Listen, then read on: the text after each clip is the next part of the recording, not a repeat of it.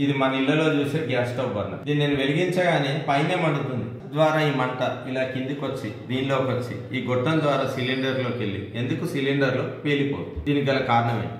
లోహంతో మెటల్తో తయారైన burner. So burner ఏం చేస్తుందంటే ఇది ఒక మనకు మెష్ లాగా పనిచేస్తుంది. దీనికి చిన్న చిన్న రంధ్రాలు. ఎప్పుడైతే గ్యాస్ ఆక్సిజన్తో మిక్స్ అయ్యి పైకి వస్తుందో ఇక్కడ మనం ఇగ్నైట్ చేస్తే దాని ఫ్లాష్ పాయింట్తో ఇక్కడ మంట మండుతుంది. అంటే ఉష్ణాన్ని ఇటువైపే పంపిస్తుంది కానీ కింది వైపు రానిది. కాబట్టి మంట మండుతున్నప్పుడు మీరు ఇక్కడ ముట్టుకొని చూస్తే ఇది చల్లగానే ఉంటుంది, ఇది మాత్రం వేడి ఉంటుంది. ఇది కూడా అంతే.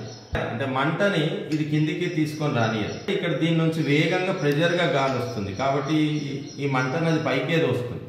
మరి అప్పుడప్పుడు సిలిండర్లు ఎందుకు వెళ్ళిపోతాయంటే సిలిండర్ను మనం నేరుగా వేడి చేస్తే సిలిండర్లో ఉండే గ్యాస్ ఎక్స్పాండ్ అయ్యి హీట్ వల్ల దానికి ఎనర్జీ వచ్చి పేలిపోతుంది తప్ప సిలిండర్లోకి మంట దీని ద్వారా వెళ్ళి ఎప్పటికీ పేలిపోతుంది.